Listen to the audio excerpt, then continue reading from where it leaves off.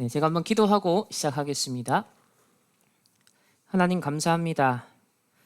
후대가 멸망하는 시대, 오직 복음으로 각인된 우리 렘넌트를 키우는 귀한 학부모님들을 불러주시고 또 귀한 집중의 시간을 갖게 하심을 감사합니다.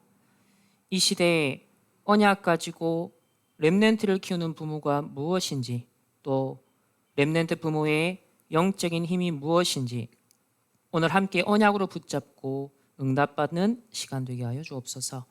감사드리며 살아계신 예수 그리스도 이름으로 기도합니다. 아멘. 네, 오늘 제가 심부름하게 된 주제는 3단체와 영적 서밋 24라는 큰 주제 속에서 렘넌트 부모의 영역 세부 주제로 심부름을 하게 되었습니다. 자녀를 키우든 또 신앙생활을 하고 여러분이 직장 생활, 모든 우리의 삶에 가장 근본적으로 요구되는 것은 힘입니다. 육신적인 힘도 필요하고 정신적인 힘도 필요하죠. 하지만 가장 근본 힘은 바로 영적인 힘이다라는 것을 인정하는 사람들이 신자고, 또 특별히 다락방 전도운동에 우리 렘넌트들을 이 서밋스쿨에 보낸 학부모님이라면 아마 이 영적 힘이 얼마나 중요한가에 대해서는 굳이 제가 설명하지 않아도 잘 아실 것으로 여겨집니다. 먼저 오늘 하나님의 말씀은 디모데후서 3장 14절 15절 말씀인데요. 그러나 너는 배우고 확실한 일에 거하라. 내가 내게 누구에게서 배운 것을 알며 또 어려서부터 성경을 알았나니 성경은 능히 너로 하여금 그리스도 예수 안에 있는 믿음으로 말미암아 구원에 이르는 지혜가 있게 하느니라. 자, 얼마 전에 이제 교사 수련회에서 주신 말씀 본문이었습니다. 이때 서론에서 뭐라고 말씀하셨냐면 1강에서 바울이 본 시대의 시간표를 디모데에게 얘기한 것이다. 시대의 시간표 속에서 바울이 디모데에게 한 얘기이기에 맞다 안 맞다 이전에 하나님이 너무 기뻐하시는 거다. 1절에서부터 고통하는 때가 말세에 온다라고 쭉 설명하면서 왜 멸망하는지 그 이유를 설명하죠. 그래서 자기를 사랑하고 교만하고 무례하며 하나님 사랑하지 아니하고, 자, 이런 여러 가지 현상과 이유와 원인을 설명하면서 이 본문의 말씀을 얘기를 하신 거예요. 그러니까 우리가 살아가는 이 시대가 바로 바울이 그 시대를 바라보면서 한 얘기지만 지금 우리를 향하여서도 동일하게 답을 주시는 메시지고, 바울이 디모데에게 얘기한 것처럼 렘넌트 부모에게 동일하게 하나님이 주시는 말씀으로 우리가 받을 수 있을 것 같습니다. 또 2강에서는 본문이 디모데후서 4장 이제 2절 5절 보면 너는 말씀을 전파하라. 때를 얻든지 못 얻든지 항상 힘써라. 범사의 오래 참음과 가르침으로 경책하며 경계하며 권하라. 때가 이르리니 사람이 바른 교훈을 받지 아니하며 귀가 가려워서 자기의 사욕을 따라 스승을 많이 두고 또 그 귀를 진리에서 돌이켜 허탄한 이야기를 따르리라. 그러나 너는 모든 일에 신중하여 고난을 받으며 전도자의 일을 하라. 내 직무를 다하라. 라고 말씀을 하시면서 바울이 과거 시대를 보고 오늘 메시지를 던진 것이고, 더 중요한 것은 다가올 시대를 보면서 지금 메시지를 던지는 거다. 이 과거 시대를 쳐다보고 다가올 시대를 보면서 현재를 보면서 나와 렘넌트의 현주소, 우리가 처한 상황, 지금 그걸 알리고 있는 거기 때문에 굉장히 중요하다라고 2강 말씀에서 주셨습니다. 저는 이 말씀 받으면서 이번 하나 서밋스쿨 교사 우리 학부모 이 집중 훈련이 바로 이 시간표가 아닌가. 분명 이것이 소통되고 이 가슴이 소통되고 이 기도가 통하는 그런 뭔가 언약을 잡는 시간이 되어야 되지 않겠냐. 하나님 앞에 그런 기도를 하게 되었습니다. 그래서 언제든지 렘넌트와 관련된 사역을 할 때는 제가 각인된 메시지가 있어요. 바로 처음이자 마지막이자 영원한 기회일 수 있다. 오늘 이 시간이 비록 1시간이지만 처음이자 마지막이자 영원한 그런 절대적 이유와 가치가 있는 시간으로 기도하면서 오늘 함께 나누고자 합니다. 먼저 첫 번째로 영역, 우리 렘넌트 부모로서 또 우리 렘넌트들에게 이 시대에 왜 영적 힘이 필요한가, 그 배경을 볼 필요가 있을 것 같아요. 바울이 디모데에게 이 말세에 고통하는 때가 온다라고 하면서 분명 그리스도 예수 안에서 먼저 강하라라고 말씀을 사실 했거든요. 그럼 이 시대에 우리가 그리스도 예수 안에서 강한 이 영적 힘이 필요한 이 시대적 배경을 먼저 살펴보겠습니다. 자, 2017년이었던가요? 16년이었던가요? 이 다보스 포럼의 회장이 클라우스 슈밥이라는 이 유대인이 이렇게 선언을 했었어요. 4차 산업혁명의 쓰나미가 몰려오고 있다. 우리는 감도 없었는데 4차 산업은 우리 삶 속의 모든 걸 바꿀 것이다. 이 변화를 받아들이는 사람과 변화를 거부하는 사람 간에는 격차가 발생할 것이다. 벌써 이 발언을 한 지가 7년 정도 흘렀습니다. 그런데 그 6년, 7년 사이에 우리의 현실이 얼마만큼 이와 이제 가깝게 왔는지, 특히 코로나를 통하여서 얼마나 빠르게 진행되고 있는지는 이제 몸소 느끼고 있죠. 우리가 지금 비대면으로 이 훈련을 하는 것 자체가 그 증거 아니겠습니까? 그래서 4차 산업이 막 이슈가 되니까 도대체 4차 산업이 뭐냐? 전부 다 막 의아한 거예요. 전부 다 막 황당하기도 하고, 야, 이 갑자기 막 떨어진 놀이터에 떨어진 뭐랄까 폭탄과 같은 그런 느낌이죠. 그래서 어떻게 하면 살아남지? 오로지 화두가 뭐였냐면 살아남는 거였습니다. 어떻게 하면 살아남을까? 그래서 지금 코딩 교육이 이제 다 의무화된 그런 시대를 살아가고 있죠. 특히 코로나를 거치면서 디지털 전환이 빨라지면서 이 4차 산업으로 인해서 예상되는 그 흐름이 뭐 5년, 10년 앞당겨졌다라고까지 말을 하는 우리는 시대를 사고, 그 말은 우리의 자녀가 살아가길 시대가 우리의 예상보다 훨씬 빠르게 급변하는 시대적 상황의 주역으로 살아가게 될 거라는 겁니다. 자라나는 성장하는 이 초등학생, 중학생들 아이들은 자기가 겪고 있는 시간이 얼마나 빠르게 변하는지 느끼고 있는지는 잘 모르겠어요. 그런데 저희들 뭐 부모님이나 사역자들 입장에서는 눈 한번 껌뻑하면 1년, 5년, 10년이 금방금방 가는 걸 보면서 무한한 기회가 있는 건 아니구나. 우리에게 복음을 각인하고 영적 힘을 길러줄 수 있는 기회가 어떤 면에서는 진짜 굉장히 제한적이다라는 것을 생각해 보게 됩니다. 이제 이 언택트 경제 시대에 완전 게임 산업을 집중 육성하겠다. 이제 게임 중독이라는 용어 자체가 거의 금기시되는 그런 분위기가 되어버렸죠. 또 유튜브를 꿈꾼다라는 이제 아이들, 성인들도 굉장히 많습니다. 이제는 이 메타버스 시대가 도래하고 있습니다. 자, 이것이 앞으로 우리가 살아가고 우리 랩랜드를 살아가며 또 우리가 사역해야 될 또 캠프의 현장이 되어가고 있는데요. 문제는 이유와 목적을 가지고 자기 삶을 주도적으로 이끌어갈 수 있는 힘이 있으면, 영적 힘이든 정신적 힘이든 아니면 자아도취의 동기의 힘이든 간에 그 세상에서 살아남고 뭔가 자기 것을 만들어가는 사람이 있어요. 소위 크리에이터들이 있습니다. 창의적인 사람들이 있어요.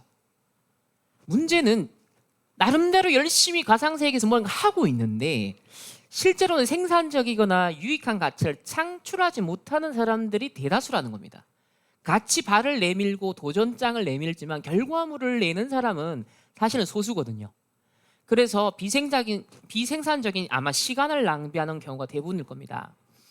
또 코로나로 인해서 스마트폰 중독, 미디어 중독 훨씬 더 심해지고 있죠. 왜? 모든 게 비대면화되고 있기 때문에 더 심각해집니다. 이 말은 우리가 스마트폰을 부정해야 되느냐, 가상세계, 비대면 이걸 부정하는 게 아니죠. 이건 오히려 세계보고만을 위해서 주신 저는 시스템이라고 확신합니다. 중요한 건 취약점이 있다는 거예요. 이 부분에 있어서 장점과 단점을 명백하게 분별하면서 그 취약점에 대해서 보완할 수 있는 어떤 대책과 힘을 길러주지 않으면 부모들도 예외 없이 우리 자녀들과 함께 이 시대의 흐름에 이 중독이라는 취약한 부분에 휩쓸려 갈 수 있다는 겁니다. 그래서 게임 중독돼서 자기가 캐릭터처럼 부활할 줄 알고 6층에서 뛰어내린 11살짜리 소년 이야기를 접하기도 했고요. 또 작년부터 뭐 가상화폐다, 주식이다, 엄청 이제 영끌 비투가 히트를 치고 있습니다. 물론 돈을 벌겠다, 또 돈이 필요하다, 그리고 이 시대에 아파트 한 채 마련하는 게 이제는 불가능하다. 자, 이런 청년들, 대학생들의 인식은 충분히 공감을 하죠. 저도 예외가 아니니까요. 자, 그런데 중요한 건 동기입니다. 어떤 상태에서 뛰어들었냐는 거죠. 어떤 바탕에서 뛰어들었냐는 겁니다. 무슨 목적 때문에 뛰어들었냐는 거죠. 우리가 항상 뭘 하기 전에 상태가 중요하다 그러잖아요. 한다 이거 아니라 어떤 상태에서 이걸 했느냐는 겁니다. 이런 부분에서 우리가 영적 힘이 없으면 우리를 휩쓸고 갈 만한 게 너무 많아요. 우리 부모들과 우리 후대들을 아차하는 순간에 우리를 낚을 수 있는 요소가 너무나 급증하고 있는 시대를 우리는 살아가고 있다는 겁니다. 그 말은 여러분 주식이나 가상화폐 투자하지 하지 말란 말이 아니에요. 제가 그걸 죄악시한 얘기가 아니라 우리가 어떤 동기, 어떤 상태, 어떤 이유와 목적 속에서 그걸 하느냐, 그거에 대한 분명한 이해가 필요하다. 여러분 네이버 국어 사전에서 중독이라는 걸 검색해 보시면요, 되게 재밌는 용어가 이렇게 정의가 나옵니다. 세 번째 정의를 보시면 어떤 사상이나 사물에 젖어버려서 정상적으로 사물을 판단할 수 없는 상태. 이게 국어 사전에 나와요.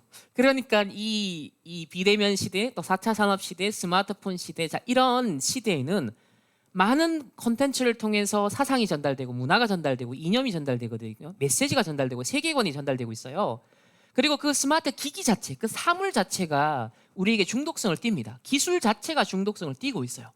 그래서 내용적이든, 그래서 정신적으로 황폐하든 영적으로 또 육신적으로 황폐하든 간에 무엇인가 정상적인 삶, 정상적인 판단을 할 수 없게 만드는 환경이 우리를 둘러싸고 있다는 겁니다. 특히 중독의 패턴이 되게 특이해지고 있죠. 뭔가 깊이 빠져드는 과몰입 증상이 나타나는데 어느 것 하나도 제대로 집중하는 증상은 볼 수가 없는 겁니다. 그러니까 뭔가를 몰입하는데 제대로 집중하는 건 또 아니에요. 계속 흘겨보죠. 대충 넘겨보잖아요. 그러니까 눈을 뗄 수 없을 정도로 스크린에 몰입을 하지만 극단적으로 우리의 뇌는 산만합니다. 우리 정신, 영적 상태는 되게 산만해요. 그래서 그 상태에서 잠들면 그 다음날 예배, 기도 잘 안 돼요. 그래서 잠들기 전에 뭐 딴짓 하다가도 말씀 기도 잠시 집중하고 잠들면 또 달라지거든요. 굉장한 영적인 힘을 얻게 됩니다. 그래서 현대인의 중독을 단순히 스마트폰 중독이다, 소셜 미디어 중독이다, 인터넷 중독이다 이렇게 다양하게 부를 뿐이지 근본적으로는 이게 중독의 일부만을 설명하거든요. 그래서 현대인의 중독은 보다 더 근본적인데 지금 개발되고 적용되는 기술 자체가 중독성을 띠고 있습니다. 그래서 이건 기술의 편리함에 중독되었다는 게 아니라 설계되는 기술의 메커니즘 자체가 중독성을 띠게 있어요. 그래서 오늘날 기술 자체가 사용자를 더 많이 또 더 오래 쓰도록 잡아두는 그런 중독성 자체를 본질적인 기능으로 탑재하고 궁극적인 목표로 삼아. 왜? 자기의 플랫폼에, 자기의 컨텐츠에 더 많은 사람이 머무르고 있어야만 돈이 모이기 때문에 그렇습니다. 그래서 중독적 기술이 유행을 하고 있고 지금 계속 발전되어 갑니다. 자, 현대 기술은 의도적으로 중독을 설계합니다. 그걸 훅이라고 하는데요. 중독성은 이 기술 기업의 제품 개발 단계에서부터 핵심 기능으로 이미 다뤄지고 있습니다. 그 방법을 굉장히 되게 멋진 단어로 포장을 하죠. 그로스 해킹이라는 마케팅 용어로 단지 포장해서 사용할 뿐이에요. 자, 습관 형성 전략을 이용하는 것이 핵심인데 우리 소위 이제 도파민이라고죠. 이런 책을 읽어보셔서 알겠지만 도파민을 자극하는 제품 기능을 설계함으로써 제품을 사용할 때보다 작은 이 뇌의 보상 경로를 활성화시켜서 결국은 그 제품에 또 플랫폼에 그 콘텐츠에 자꾸 찾아들게 만드는 중독되게 만드는 자, 이게 계속 형성되고 있습니다. 그럼 그거 하나만 있습니까? 아니잖아요. 우리에게 영향을 주는 게 수백 가지가 될 거거든요. 자, 슬롯 머신을 당길 때마다 $5가 당첨될지 $5,000가 또 잭팟이 터질지 모르는 이 예측 불가능성이 레버를 계속 반복적으로 잡아당기게 만드는 것처럼 오늘날의 기술은 이 슬롯 머신과 동일한 원리로 설계가 되고 있습니다. 온전한 집중력을 유지하기는 점점 힘들어지죠. 그래서 현대인의 집중력을 흔히 CPA라고 합니다. 이걸 뭐냐? 지속적으로 파편화된 주의력 상태. 그러니까 뭔가 집중하려고 하는데 계속 분산되는 거예요. 나뉘어지는 거예요. 파편화되는 거예요. 우리가 질적으로 어떤 부분에서 업그레이드가 되고 질적으로 서밋이 되려면요, 연속적으로 뭔가 집중하는 시간이 필요합니다.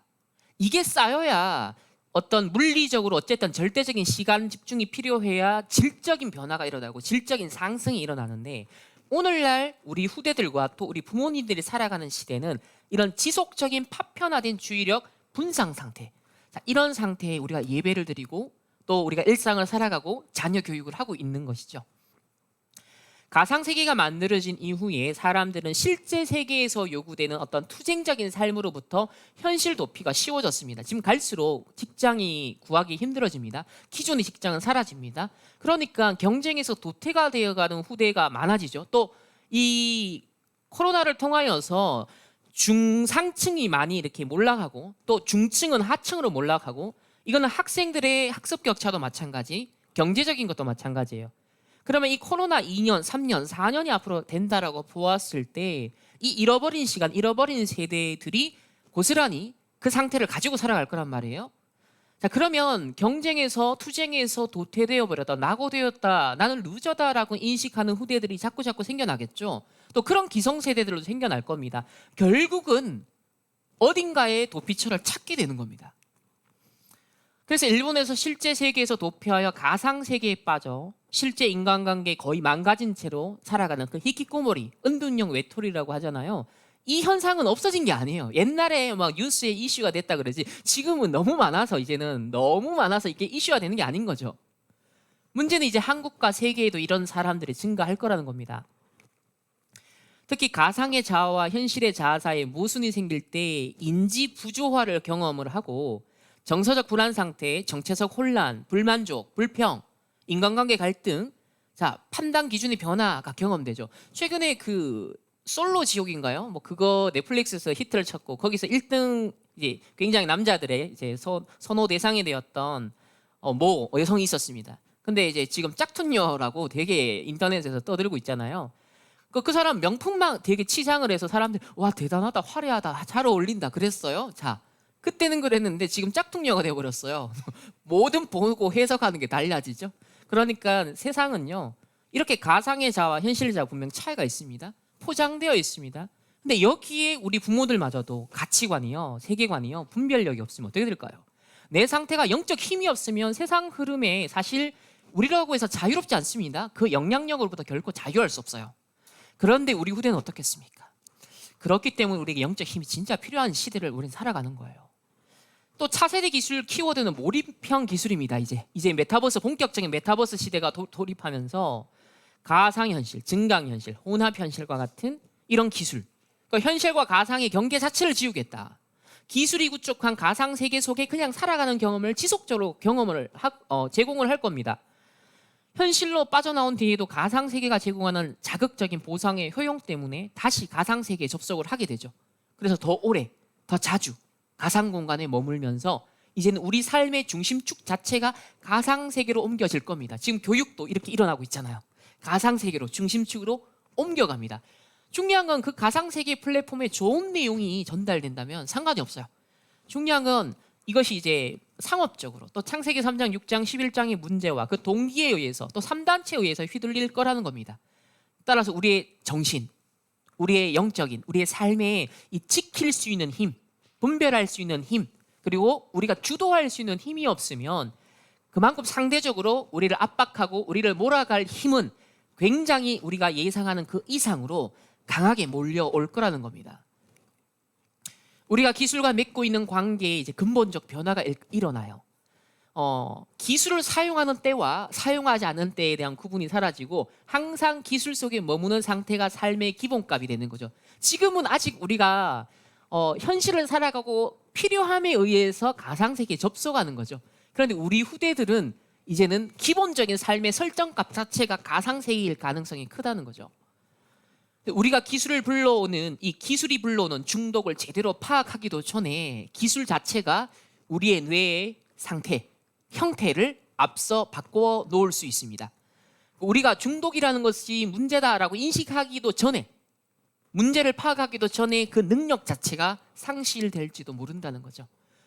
그래서 이때 우리 렘넌트 부모들, 특히 대안학교에 맡기신 여러분은 분명 남다른 결심과 결단과 언약을 잡고 여기에 보내셨을 거예요. 그러면 그게 한 번의 결단으로 끝나면 안 됩니다. 지속적으로.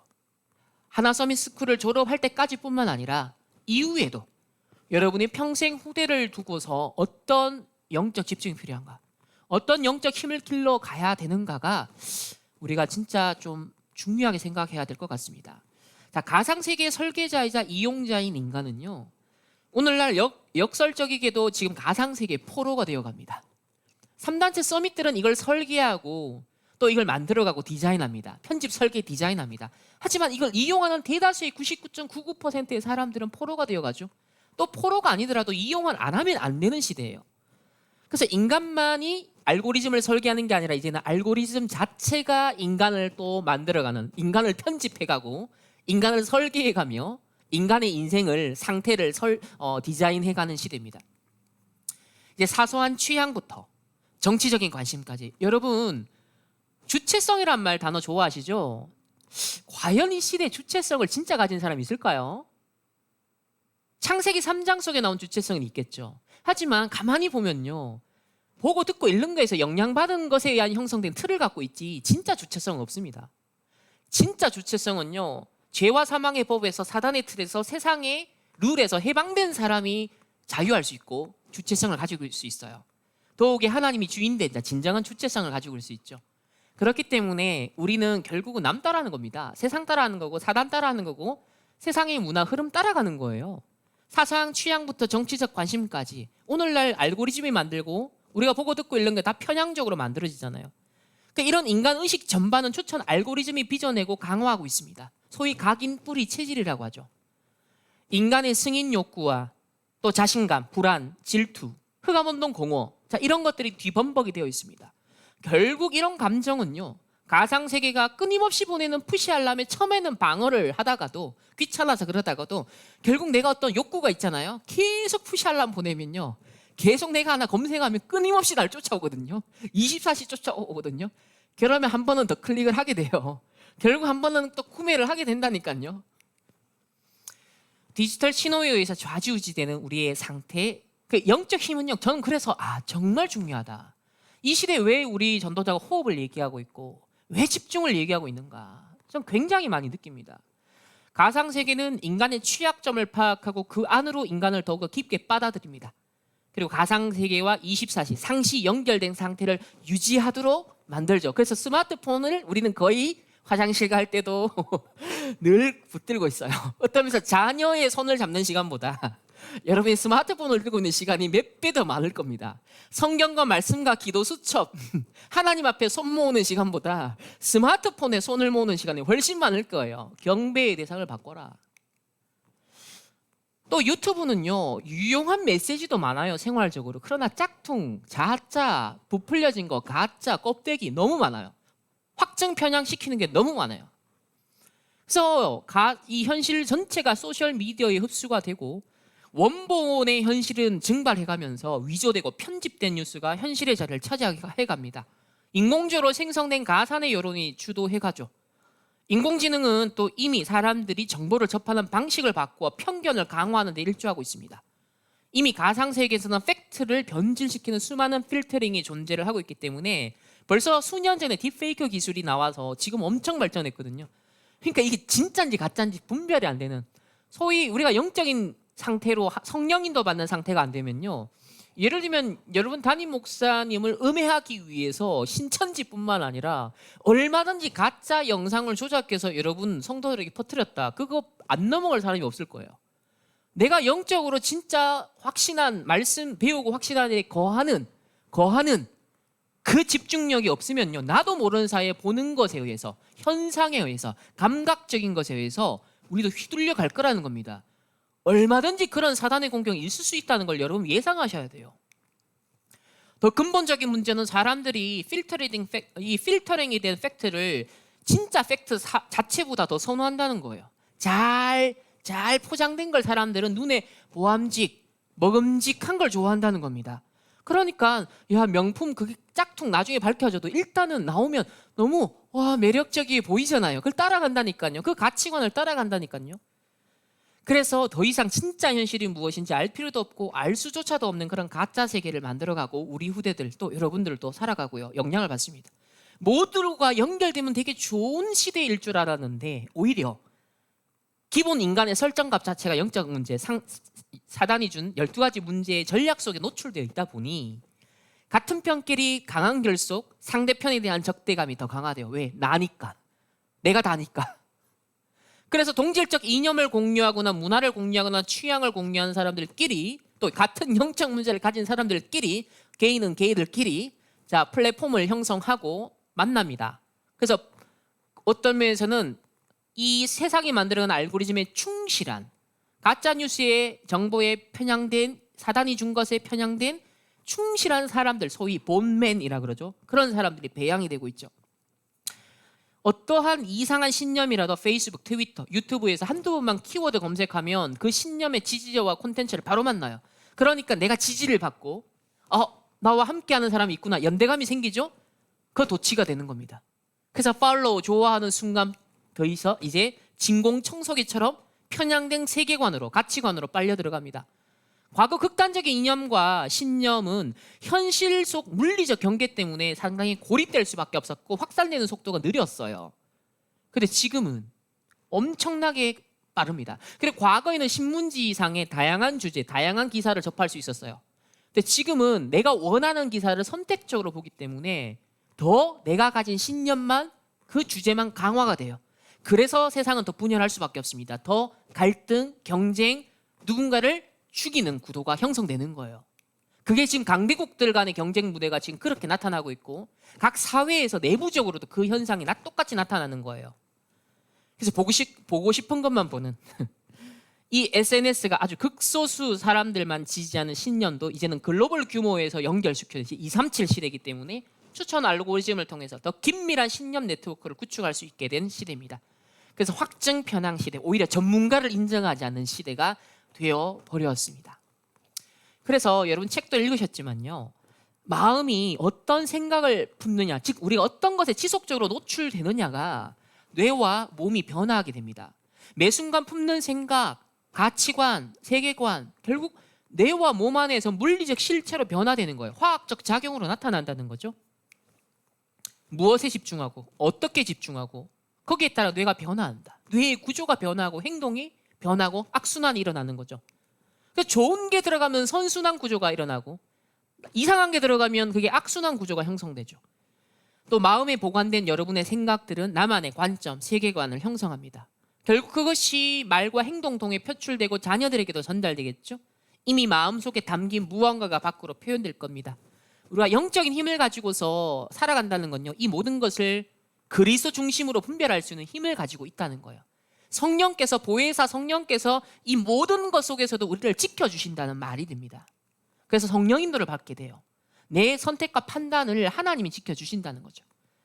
만일 감각을 통해 입력된 사단의 거짓말을 믿는다면 그 거짓말은 우리 안에서 의식적인 인지를 통해 무의식적인 영역에 이르고 결국은 물리적, 현장에, 내 자녀 교육에까지 영향을 미칠 거라는 거예요. 그러니까 여러분 주위의 세상 불신자들의 교육관, 또 심지어 신자들도 여러분 대안학교 보낸다 했을 때 뭐 장점도 있지만 막 여러 가지 단점에 대해서도 얘기를 할 겁니다. 이런 것들을 여러분 다 뚫고 오신 거잖아요. 그 가치관 여러분대로 여러분 승리하신 건데, 어쨌든 사단의 거짓말은 뇌의 신경 네트워크 이 구성 물질이 되고 우리의 행동은 이렇게 형성된 신경 네트워크의 지침을 따르겠죠. 다시 말하면 사단의 거짓말을 믿는 것은 그 거짓말을 재료로 삼아서 지속적으로 새로운 뇌를 편집, 설계, 디자인하는 겁니다. 결국 가장 많이 생각한 것, 가장 많이 고민한 것, 가장 많이 염려한 것, 가장 많이 부러워했던 것, 가장 많이 빈 곳이라고 공허하다고 느꼈던 것, 그게 성장하겠죠. 그리고 반복하면 그게 견고해질 거죠. 거기에 사단이 역사하는 겁니다. 원래 인간은 하나님 형상대로 지원받았는데 인간의 본연의 모습은 웰빙이었는데 창세기 3장 때문에 하나님 형상이 끼어지면서 이 유해성이 침투한 겁니다. 그러니까 최근에 보좌의 축복 9가지는 이거 뒤집는 거거든요.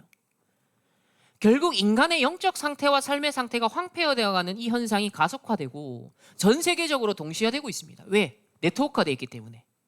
이제는 강대국뿐만 아니라 저 아프리카에도요, 스마트폰이 다 공유가 되기 때문에 현상이 같아지고 있어요. 상태가. 그래서 세대를 초월하고 국가와 민족을 초월하여 비슷한 문제, 상태가 모아지는, 그러니까 디지털 바벨론 시대가 도래하고 있습니다. 마약 중독보다 더 중요한 것이 그 중독될 수밖에 없는 근본 상태가 있다. 이게 중요하다라고 늘 전도자가 말합니다. 자, 오늘날 다양한 플랫폼과 콘텐츠의 대부흥 시대, 하나님 떠난 인간의 우리의 육신적 욕망과 결부되어 있습니다. 혼돈과 공허, 흑암으로 채워진 영적 상태로 인해서 그 무엇인가 자신의 힘과 그 무엇을 의지할 수밖에 없어요. 구원을 위한 임시 방편적인, 그러니까 현세적인, 세속적인 그런 현실적인 어떤 구원을 말합니다. 그래 인위적인 몸부림이 나타나겠죠. 죄와 사단, 지옥 배경 아래 근본 영적 문제 해결하지 못한 인간은 결국은 타락된 지성, 감성, 의지에 휘둘리는 노예의 삶을 살 수밖에 없습니다. 그래서 끊임없이 재미와 흥미를 만족시켜주는 새로운 경험을 갈망하게 되겠죠. 오늘날 등장하는 각종 플랫폼, 콘텐츠들은 임시적으로 충족시켜주는, 마치 무화과 나뭇잎으로 아담과 하와가 자신의 치부를 가렸던 것처럼 자신의 흑암운동 공허를 계속 가려갈 겁니다. 자, 이런 시대에 오히려 3단체 서밋들은 치유를 하겠다. 그리고 창의성을 개발하겠다. 그리고 무엇인가 몰입하면서 세상을 주도하겠다라면서 끊임없이 집중을 해가고 있습니다. 그들을 나름의 영성운동 하고 있습니다. 그 방법론은요, 고대의 어떤 명상으로부터 시작해서 오컬트적인 방식, 이제는 기술, 심지어는 마약, 환각제를 활용하는 방식까지도 도입이 되고 있습니다. 구글에서 시작된 이 이제 실리콘밸리의 명상 운동이 어느 정도 번졌냐면 237 치유 서밋을 하고 있어요. 보세요. 글로벌 237이죠. 마인드풀니스 치유입니다. 그러니까 마인드가 비어 있으니까 채운다. 뭔가를 우리의 잃어버린 마음을 찾겠다는 거죠. 서밋. 글로벌 마인드풀니스 서밋. 이게 지금 세상 서밋들, 3단체 서밋들이 이제 진짜 대다수의 사람들은 그냥 평범하게 소비자로만 살아가게 만들지만 이들은 설계자로 간다는 거예요. 그래서 그들은 고대적인 영성과 이제 현대적인 감각을 접목시켜서 독특한 영성의 색깔을 만들어내고 있습니다.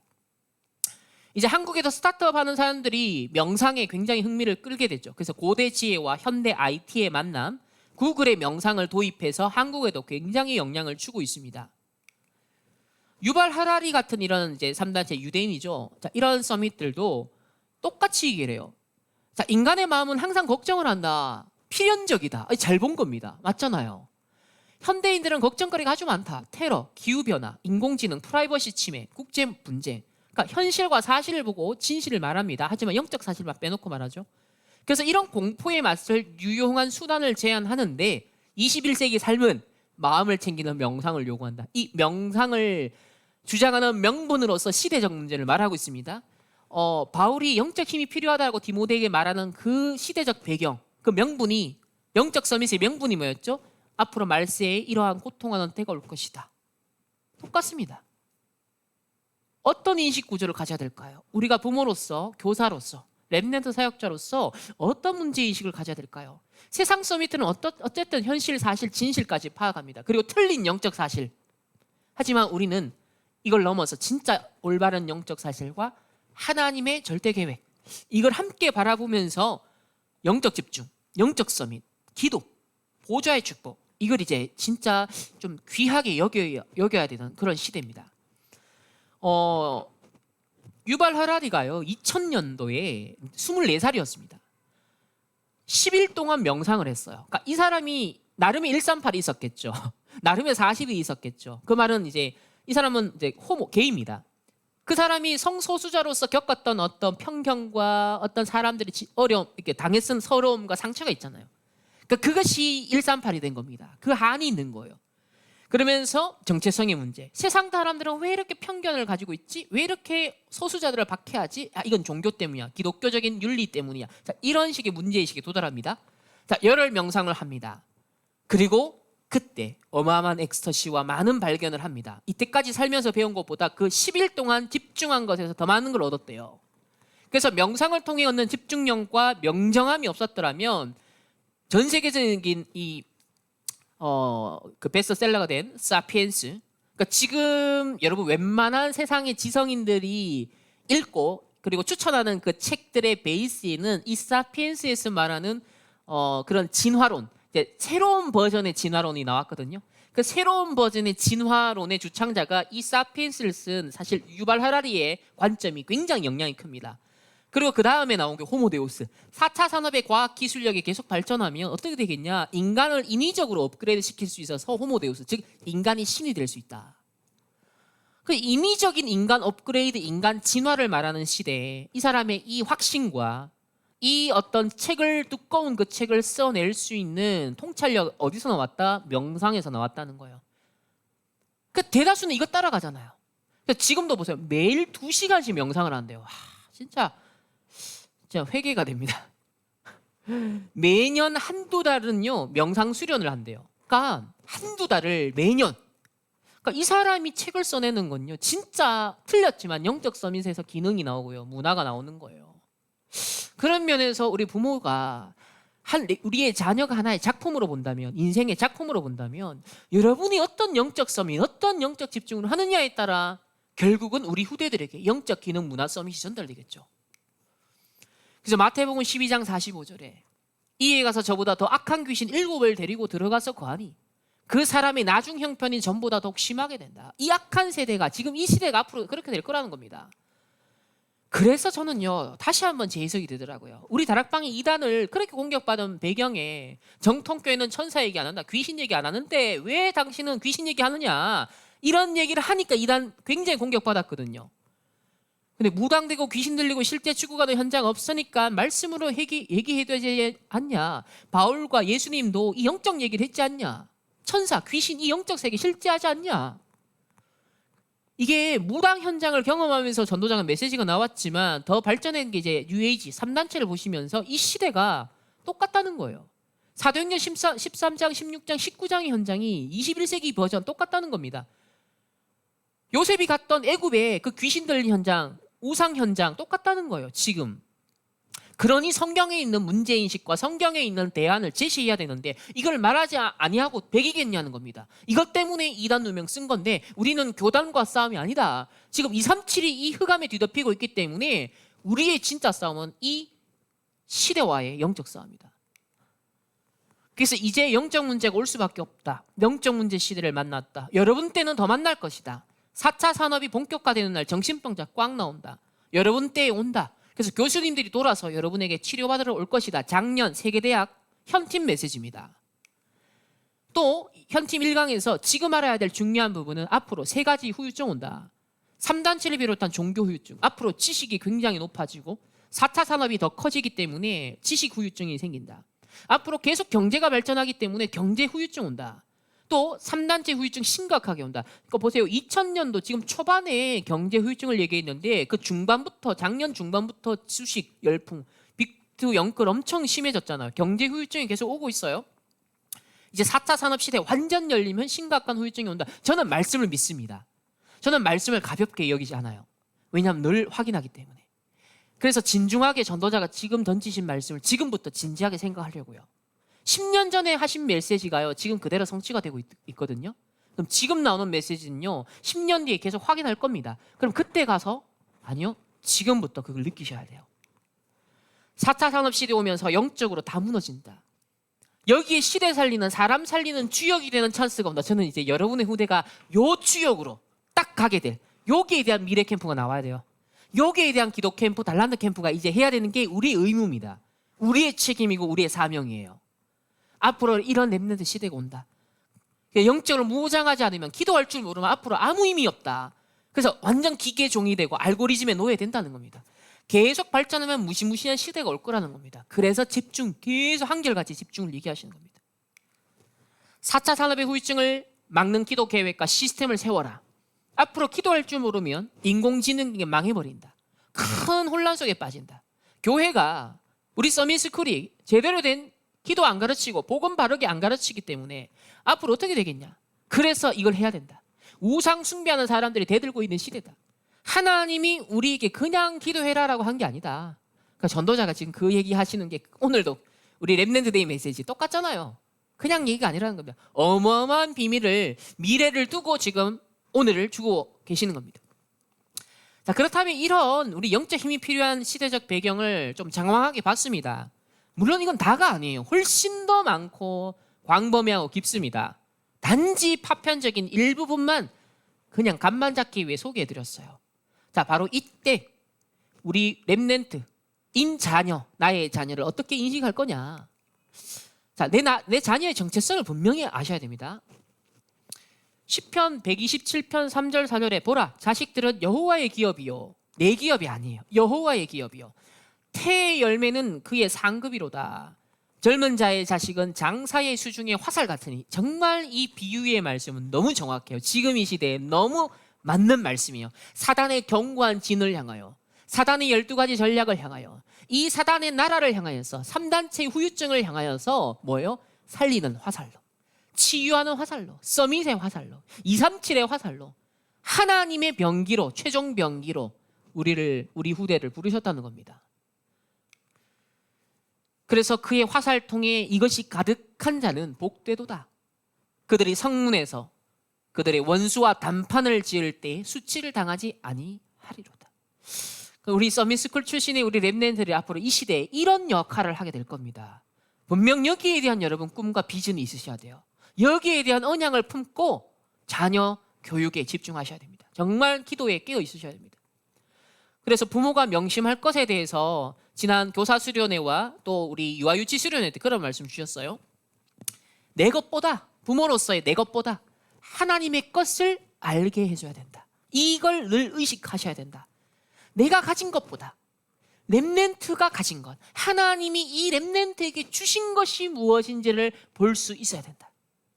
말처럼 쉽지는 않죠. 현실 속에서 치열한 삶이 늘 일상이니까. 하지만 의식이 있는 것과 없는 건 천지차이입니다. 한 번이라도 또 이런 강의와 또 예배와 여러분이 훈련을 통해서 계속 편집하는 거, 그래서 의미가 있는 거죠. 내 수준보다 렘넌트의 미래가 훨씬 중요하다는 거. 그래서 나라는 틀에 절대 가두면 안 된다. 한 가지 저는 감사한 것은 저희 부모님이 어릴 때부터 좀 그런 의식은 있으셨던 것 같아요. 저는 PK입니다. 또 뭐 저희 부모님이 그런 배경을 가진 건 아니지만 유대인 교육이 중요하다는 것은 제가 초등학교 때부터 알고 계셨어요. 그래서 그걸 나름대로 안 되지만 좀 적용해 보려고 뭐랄까요, 좀 흉내 내 보려고 하는 그런 노력들이 보였어요. 그런데 그게 영향이 와요. 그게 제가 지금까지 30여 년, 그때 초등학교 때부터 지금까지 한 30여 년이 흐르는데요. 그게 편집되더라고요. 그게 설계되고 디자인되고 결과적으로는 그 길로 가더라고요. 영향이 와요. 그래서 시편 78편 70절에서 71절에 저는 이거 갑자기 묵상하다 이거 되게 웃었어요. 왜냐하면 여기 보면 그의 종 다윗을 택하시되 양의 우리에서 취하시며 젖 양을 지키는 중에서 그들을 이끌어내사 그 백성인 야곱과 그의 소유인 이스라엘을 기르게 하셨다. 여기 보면 목동으로 있는 다윗이 뭘 쳤냐면 양을 치고 있었어요. 근데 양을 치는데 어떻게 쳤죠? 자기 마음의 완전함으로 기르고 그의 손에 능숙함으로 그들을 지도했대요. 아니, 잡아먹을 양을 마음의 완전함으로 기르고 손에 능숙함으로 그들을 지도하고 지키는데 하물며 우리 자녀들에 대해서 양보다 못하지 않은데, 잡아먹을 개보다 못하지 않은데 우리 자녀들에 대해서 이거 자녀 양육의 숨은 비밀을 말하고 있구나. 여러분, 양 치는데도 마음의 완전함으로 기르는데 손에 능숙함으로 지도하는데 우리 부모와 교사가 우리 자녀를 양육하고 기를 때 어떤 마음의 자세, 어떤 손에 능숙함이 있어야 될까? 진짜 하나님 말씀 안에서 이거 찾아내지 않겠냐라는 생각이 딱 들었습니다. 그래서 이 서밋스쿨이 한편으로는 기대가 돼요. 하나님이 만들어가실, 편쳐가실 여정이 있기 때문에.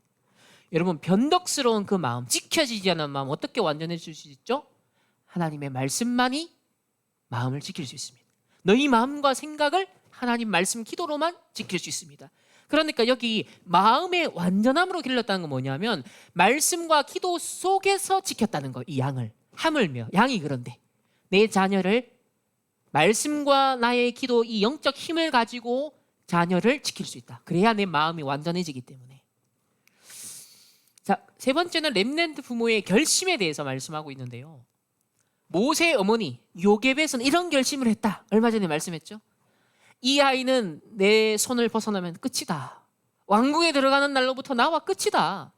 더 이상 기도받을 수 없고 언약을 들을 수도 없다. 마지막 기회다. 유일한 기회다. 아마 그 간절함이 요게벳에 있지 않았겠냐는 겁니다. 부모가, 교사가 이런 심령으로 기도한다면, 교육한다면, 양육한다면 아마 굉장한 게 전달될 거다. 그런데 솔직히 말하면 진짜 이런 영적 축복을 전달하려고 하는 부모가 실제로는 별로 없다. 의식이 있어도 막상 쉽지 않다. 왜? 이미 부모에게 세팅된 상태가 그것과 너무 거리가 멀기 때문에. 그 요게벳처럼 하겠다라고 마음만 먹으면 오늘 보좌의 축복이 임하도록 하겠다라고 말씀하십니다. 여러분, 오늘 이 시간만큼이라도 하나님 앞에서 중요한 언약 잡고 그런 결단을 하는 오늘 이 시간이 되길 소망합니다. 세 번째는 마지막 렘넌트 부모의 영역입니다. 자, 그렇다면 이런 배경을 깔고 인식 속에 렘넌트 부모의 영역을 한번 마지막으로 점검해 봅시다. 첫 번째, 복음 각인의 중요성인데요. 영적 문제로 어려움을 겪는 사람은 벌써 어릴 때 그 상태가 형성됐다고 말합니다. 제가 초등학교 때 6학년 때 그 상인동 우리 월천초등학교 2회 졸업생인데 거기에 전학을 갔어요. 저 하원 시골에 있다가 대구로 나오니까 레벨이 달라지더라고요. 자, 거기서 만난 친구 한 명이 굉장히 거칠고 폭력적이었습니다. 굉장히 욕을 일삼는 친구였어요. 근데 나중에 한 20년 정도가 지나서 그 친구의 얘기를 들었어요. 교도소에 있다라고. 아, 그때는 같이 싸우고 같이 욕하고 같이 어떠면서 놀고 그랬던 친구인데 어릴 때 형성된 그 상태라는 것이 그 운명을 바꿔주는 한 번의 복음적 개입이 없으면 운명대로 가는구나.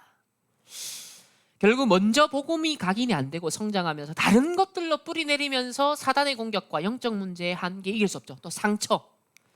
그래서 세계가 발전하면서 교육도 발전합니다. 즉 세계가 발전한다는 거 바쁘다는 거예요. 그럼 맞벌이 부부가 많아진다는 거죠. 따라서 교육도 많아지는데 그 교육이 누가 만드냐는 겁니다. 결국은 3단체가 만드는 거거든요. 교육 이론, 교육 사상가들 거의 3단체들입니다.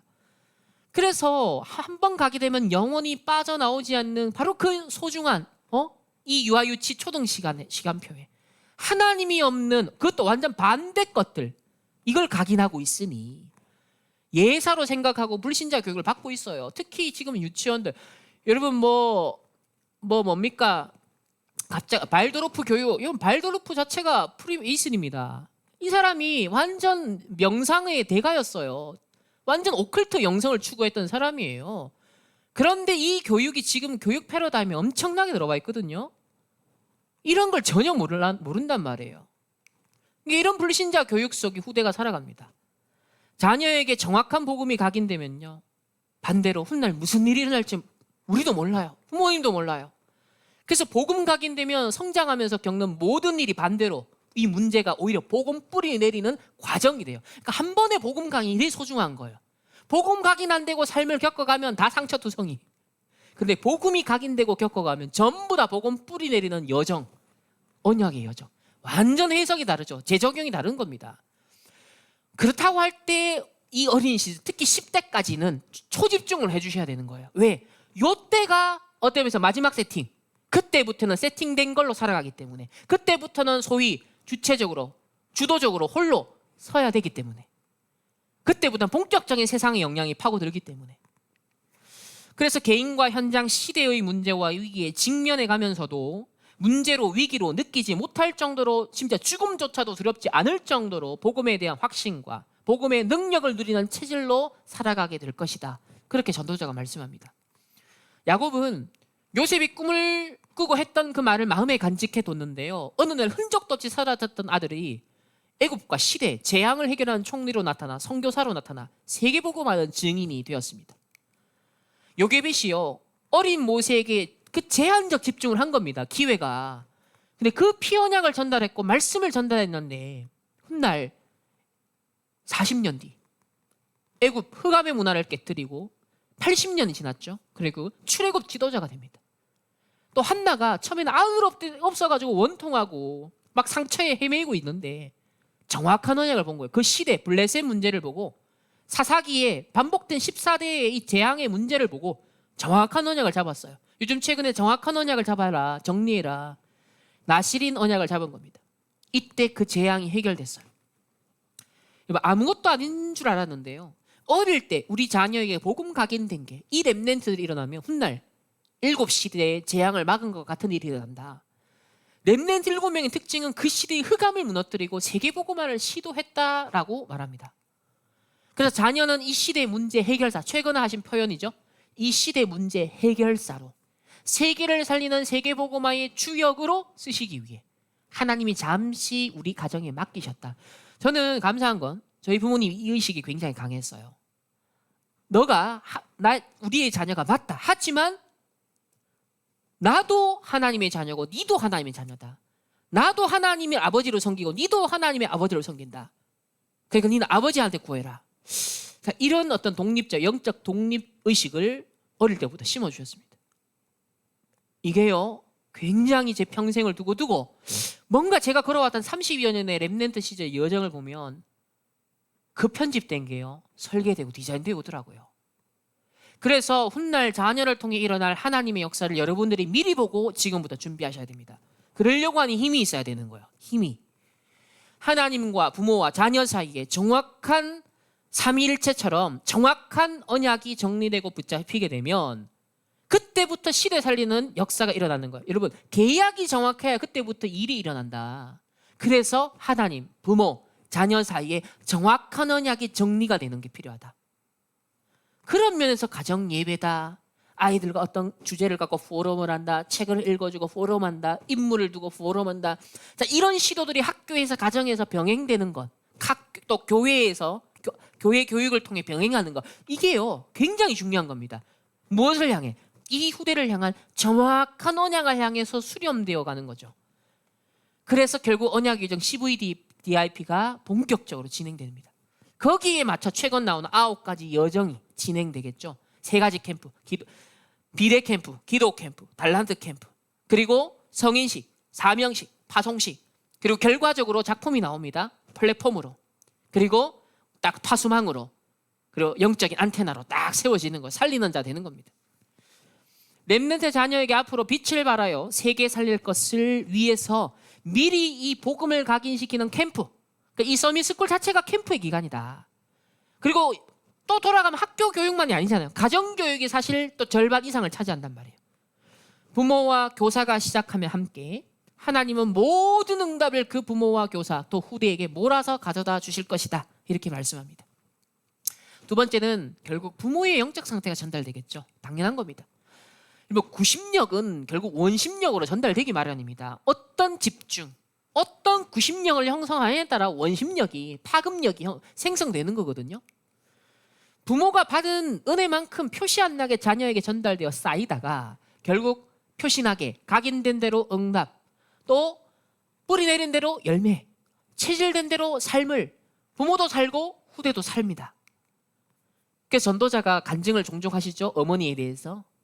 첫 번째로, 한 번도 자기가 듣는 앞에서 남 얘기한 적이 없다. 남 욕한 적이 없다. 그 영향은 무시 못할 정도로 평생 지금까지 전달되고 있다. 여러분, 이게 왜 중요하냐면요, 영적인 상태에 기스를 내기 때문에 그래요. 여러분, 사람 말 할 수 있습니다. 남 욕할 수 있죠. 짜증나고 내가 분이 차서 욕이 나올 수 있죠. 그걸 이해 못하는 말이 아니에요. 그런데 아이가 듣는 앞에서 그 상태의 그 발언들은요 전달이 됩니다. 기스가 나요. 정신적으로도 기스가 나고요, 영적으로도 기스가 나요.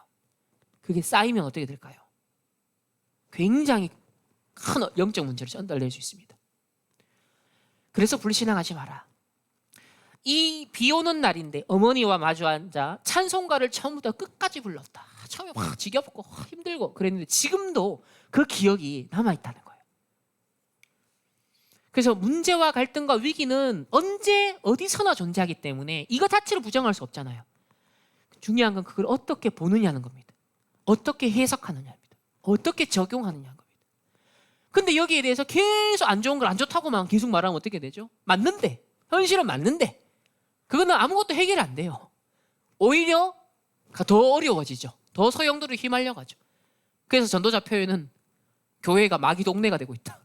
그게 영혼 속에 전달돼서 가정과 교회가 마귀 동네처럼 된다. 그래서 저는 이렇게 봤어요. 자녀가 보는 듯 안 보는 듯 다 보고 있거든요. 다 느끼고 있잖아요. 자녀가 부모를 통해 무엇을 보느냐. 사실 제가 성장하면서 그랬어요. 늘 보고 있고, 자녀가 부모를 통해 무엇을 듣느냐, 자녀가 무엇을 통해 무엇을 느끼느냐, 직접적이든 암묵적이든 부모를 통한 그런 직간접적인 경험, 체험적 각인이 중요합니다. 거기에 복음이 묻어져 있다면 어떻게 될까요? 반대로 거기에 상처가 묻어져 있으면 어떻게 될까요? 매 순간에 이 영적 치열한 전쟁이 우리는 있는데요. 그래서 영적 힘이, 우리가 영적으로 깨어 있는다는 것이 참 의식이 있다. 세상에서도 소위 좀 의식 있게 살아간다는 말이 있는 사람들 있잖아요. 그것처럼 우리는 더 영적으로 의식이 있는 사람이 되어야 됩니다. 첫 번째로 부모의 예배 생활이 중요합니다. 얼마나 말씀을 사모하는지 전달되겠죠. 내일 예배 똑같습니다. 여러분이 말씀 사모하는 부모로서 함께 예배드리는 그런 부모가 되시길 바랍니다.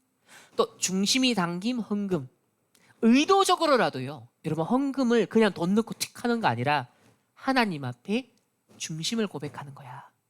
물질이 주인이 아니라 돈은 중요해, 필요해. 그러나 다가 아니야. 더 중요한 것은 이 물질을, 돈을 주신 하나님이야. 하나님 앞에 내가 하나님을 주인으로 섬긴다라는 신앙 고백을 하는 거야. 여러분 이 교육이 엄청 중요합니다. 특히 지금 물질 엄청나게 진짜 네피림 시대가 되어 가잖아요. 가정의 주인이 하나님이심을 또 확인시켜주는 가정 예배. 이때는요 무조건 복종적으로 막 가부장적으로 막 그렇게 하는 게 아니라 설득해야 돼요. 인격적으로 소통하고 해야 돼요. 되게 좋게 게임처럼 놀이처럼 처음에는 분위기를 만들 필요가 있어요. 중요한 건 이겁니다. 아빠도 엄마도 하나님 말씀이 필요해. 엄마 아빠가 가정에 제일 큰 존재로 자녀는 인식을 하는데요. 그 가정의 진정한 가부장이 누구냐? 하나님 아버지다. 정말 주인이 누구다? 하나님 아버지다. 그래서 엄마 아빠도 말씀이 필요해. 우리 가정에 그래서 기도가 필요해. 우리 가정에 이렇게 사단이 공격하고 하고 엄마 아빠도 이렇게 가정이 사단이 공격하고 싸우게 해. 갈등하게 해. 그런데 그래서 영적 힘이 필요해. 이게요 어릴 때 못 알아듣는 것 같죠? 아닙니다. 초등학생들 알아들어요. 이 얘기를 할 때 자녀에겐요 부모가 되게 중요한 존재지만 또 다른 의식이 생깁니다. 나와 부모 그리고 하나님 사이의 관계. 이 삼위일체 관계가 형성되는 게 굉장히 중요합니다. 이걸 경험할 수 있는 가정 예배예요. 이걸 막 매주 하겠다 아니 매일 하겠다 꼭 그렇게 안 하셔도 돼요. 한 번씩 이벤트로 하셔도 괜찮습니다. 세절기처럼. 부모의 예배 생활 굉장히 중요합니다. 공예배, 가정예배. 두 번째, 부모의 기도 생활입니다. 부모의 기도는 반드시 자녀에게 보좌의 축복과 영적 힘을 전달하게 됩니다. 그리고 가정에서 묵상하는 모습을 보여줄 필요도 있어요. 진심으로 하셔야 되지만 의도적으로도 때로는 보여줄 필요가 있습니다. 기도의 단을 쌓으면요 그 모습을 아이가 봐요.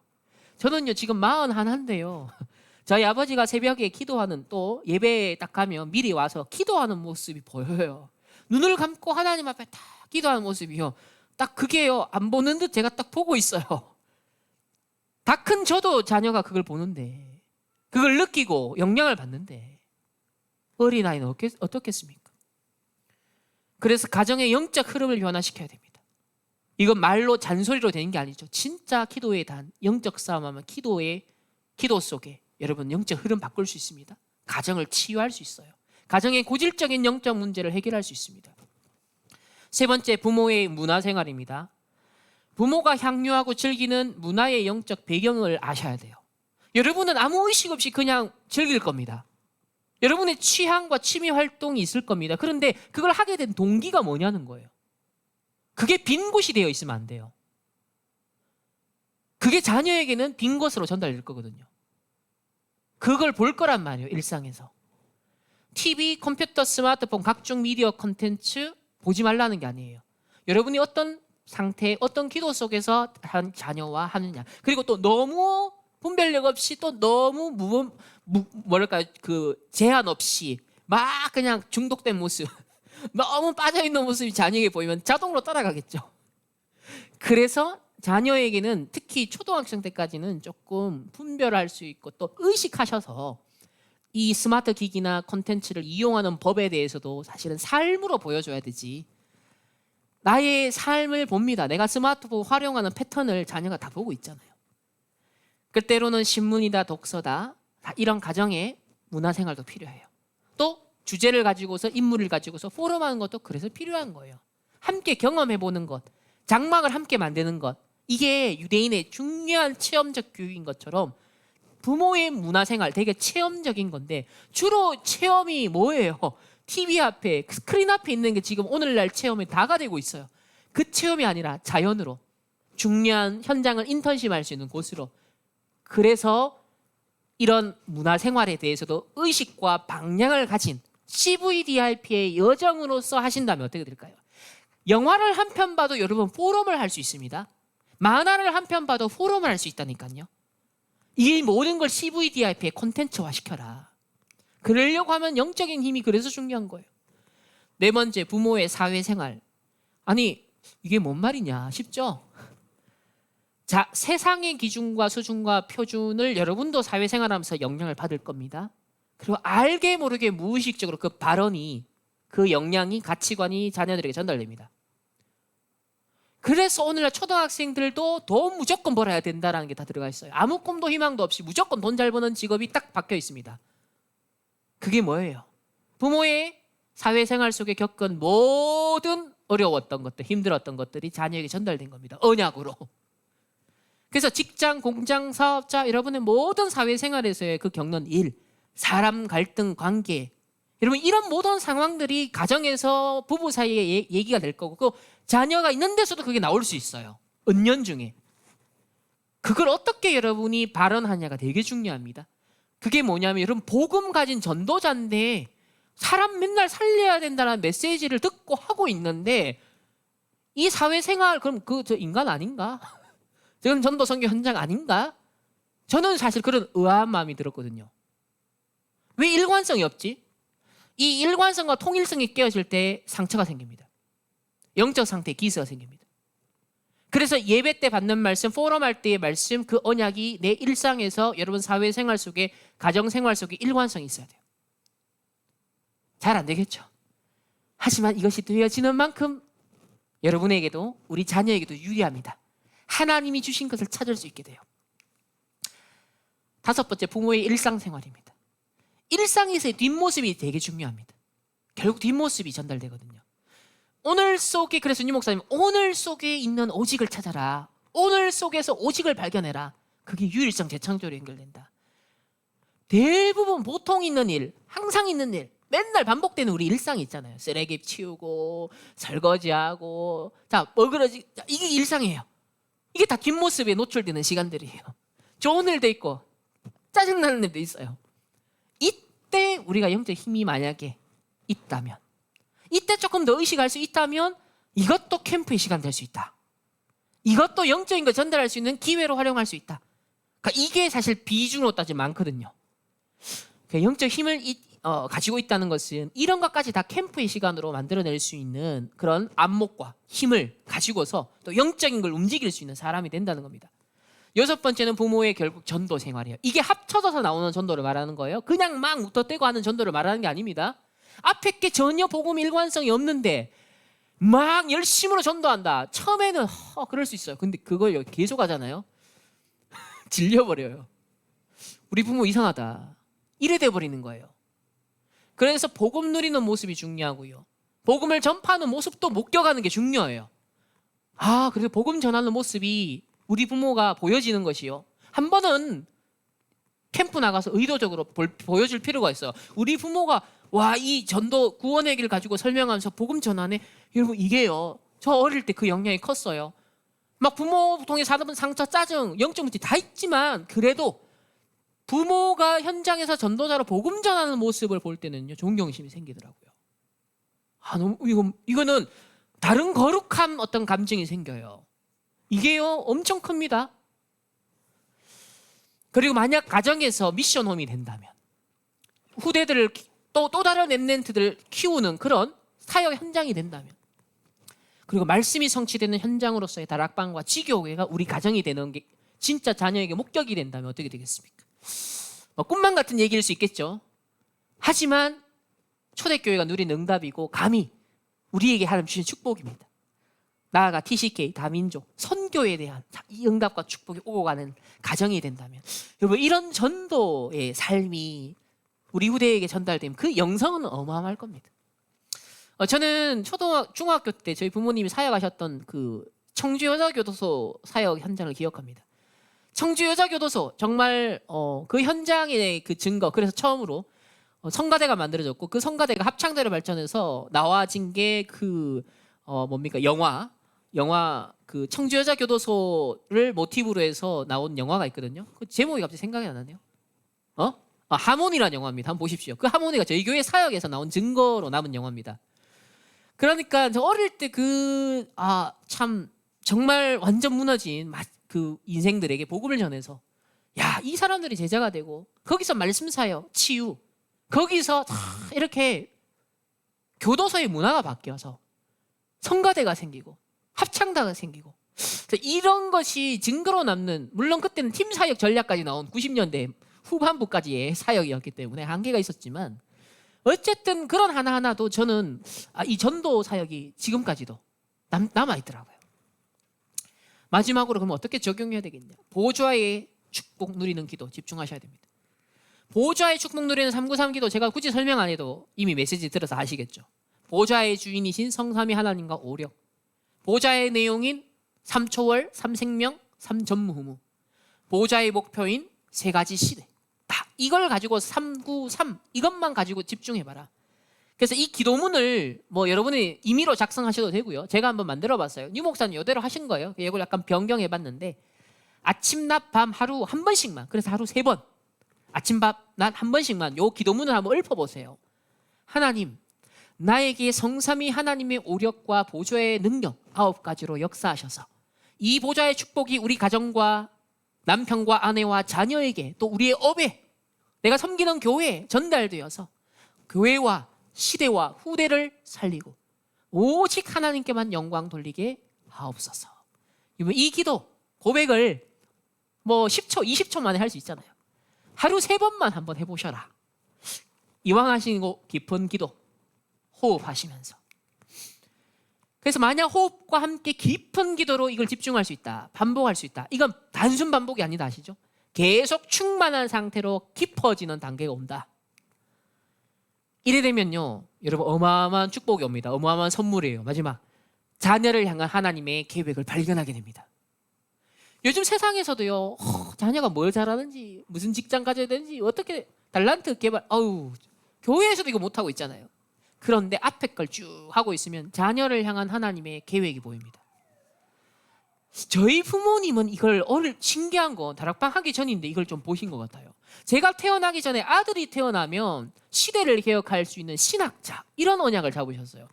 그게 80년대에 7, 80년대 한국 교회를 보시면서 뭔가 개혁이 필요하다라고 느끼셨대요. 그러다가 90년대 초반 다락방을 만나서 이거는 교회 개혁 운동이고 시대 진짜 전도에 대한 개혁이다, 이렇게 보셨거든요. 그래서 답을 내셨어요.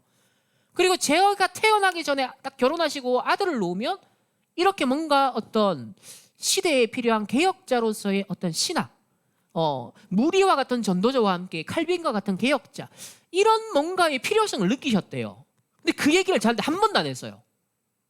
제가 중학교 때 1차 합숙, 중고 합숙을 2번 갔다 왔는데 그 2번 갔다 와서 너무 은혜를 받아서 부모님께 포럼을 했어요. 그전에는 포럼이 안 됐어요. 막 부모에 대한 불만, 짜증, 또 그때 시대는 막 내가 좋은 걸 좋다라고 부모에게 잘 말 안 하잖아요. 또 대구 사람이 그렇잖아요. 근데 은혜를 받으니까 이 마음을 너무 나누고 싶은 거예요. 그래서 은혜 받은 마음을 하고 포럼이 일어나기 시작했는데 그때 처음으로 얘기를 하시는 거예요. 사실은 우리 엄마 아빠가 너를 위해서 태어나기 전에 이런 언약을 잡고 기도했었다. 저는 좀 충격이었습니다. 아니 이 말을 왜 10몇 년 동안 한 번도 안 하셨을까? 대단하시다. 사실 그게요, 전 굉장히 존경이 생기더라고요. 그때보다 다른 부족함, 이게요 다르게 해석이 돼요. 그래서 그거 하나가 저에게 뭔가 제 인생에 대한 기대감이 생기는 거예요. 야, 어떻게 태어나기 전에 이런 기도를 했어?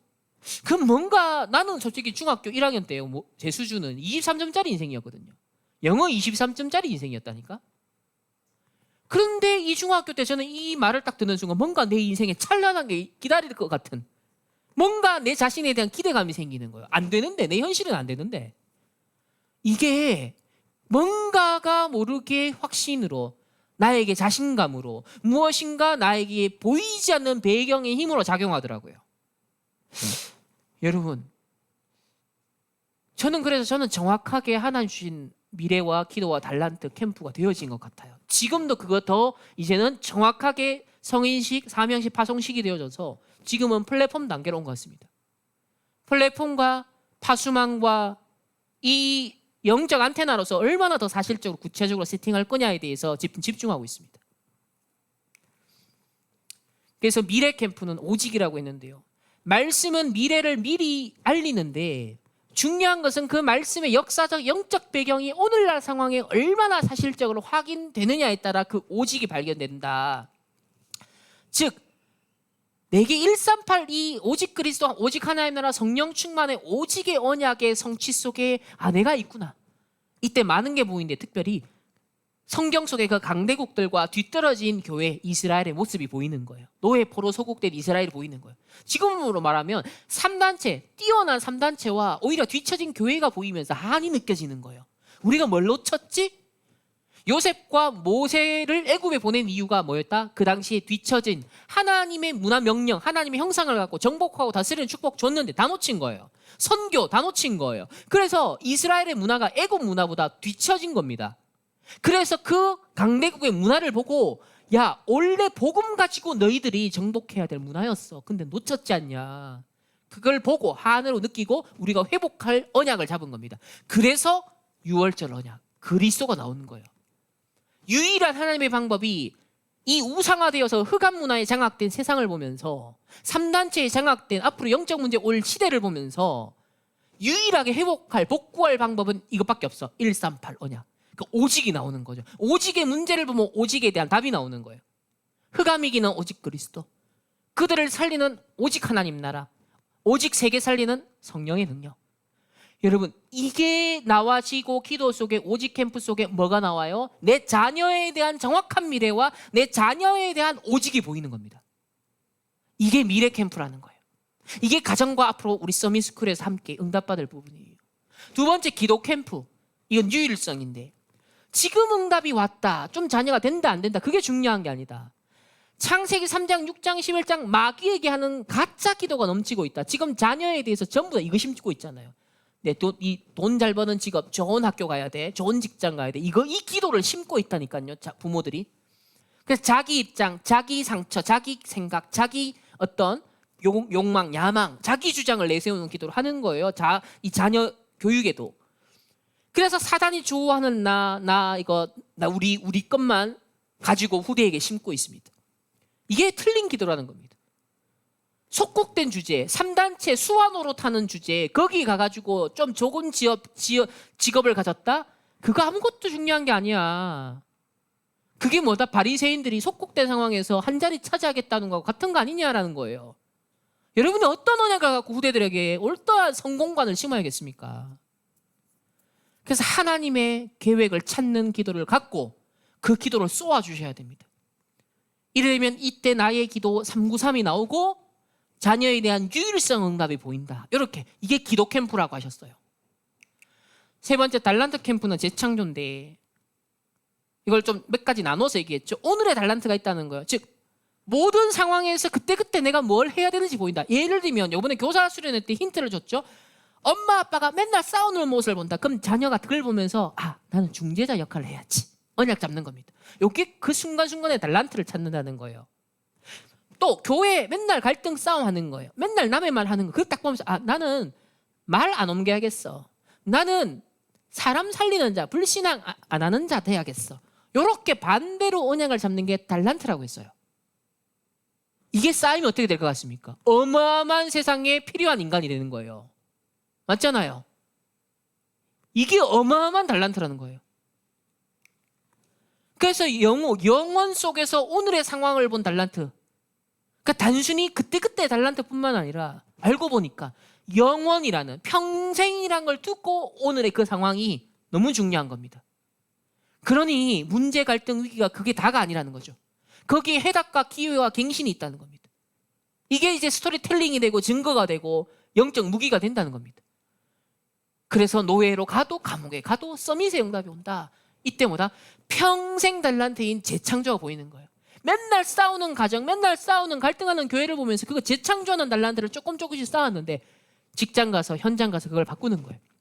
나아가서 시대를 뒤바꾸는 재창조가 일어난다는 거예요. 렘넌트의 학업이, 렘넌트의 직업이 그런 직업이 되고 그런 앞으로 학업이 된다는 겁니다. 이게 꿈 같은 얘기 같죠? 하지만 하나님의 약속입니다. 그래서 자녀를 향한 CVDRP가 이렇게 되면 보이기 시작하고 그때부터 내 삶의 자녀에게 겪는 일어나는 일, 여러분 가정에 일어나는 모든 일에 힐희비하는 게 아니라 그 모든 게 CVDRP를 이루는 여정이 되는 거예요. 왜? 하나님의 확실한 계획이 보이니까. 하나님의 확실한 오직 유일성 재창조의 계획이 보이니까. 그 CVDRP를 딱 잡고 있기 때문에 부모가 기다릴 수 있는 거예요. 저는 한 가지 감사했던 건 제가 중학교 때, 고등학교 때 실수를 여러 번 했었어요. 중학교 때는 학교 폭력에 연루가 되어서 부모님이 2번 불려갔었습니다. 또 그때 저를 율법적으로 정죄하거나 나무라지 않았어요. 또 고등학교 때 컨닝 사건으로 걸려가지고 부끄럽게도 학교에 또 부모님 불려갔습니다. 근데 그때 또 저에게 하나님 자녀의 신분과 권세를 심어주시면서 용기를 주셨어요. 왜 그 상당히 어떤 면에서 율법적인 요소가 강하시고 대구 목회자로서 그런 배경, 지금은 되게 복음화가 많이 했지만 그럼에도 불구하고 왜 자녀 교육에 있어서 그 복음 적용이 가능했을까는 자녀에 대한 분명한 CVDP가 있으셨던 거예요. 그래서 그것이 지나가는 하나의 장면으로 보셨기 때문에 그걸 막 왈가닥 하신 게 아닌 거예요. 저는 그때 그게 상처가 안 됐어요. 그리고 그때 그게 든든한 아버지가 나를 위해 기도하시는구나. 그 든든한 배경을 힘입고 사실은 저는 지금까지 올 수 있었습니다. 여러분, 지금까지 혹 못하셨더라도 지금부터 그걸 세팅해 가시면 돼요. 저희 부모님이 잘했다는 거 아니에요. 못하신 것도 많습니다. 그 얘기 이 시간 다 못하고요. 하지만 몇 개 잘하신 게 있다는 거예요. 근데 그게 영향이 와요. 나머지 것들을 이해하고 수용하고 초월하게 만들어줘요. 그 응답의 주역으로 우리 하나 서밋스쿨 모든 부모님들 되시고 누리시기를 예수님의 이름으로 축복합니다. 하나님 감사합니다. 우리 하나 서밋스쿨 귀한 학부모님들에게 정말 우리 렘넌트들의 원하는 하나님의 절대적인 것을 심고 각인뿌리 체질하고 전달할 수 있는 증인으로 하나님 우리 부모님들에게 영적 힘을 더하여 주옵소서. 이날 이후로 더욱 언약의 후대 키우는데 갑절의 영감을 하나님 부어 주옵소서. 감사드리며 살아계신 예수 그리스도 이름으로 기도합니다. 아멘.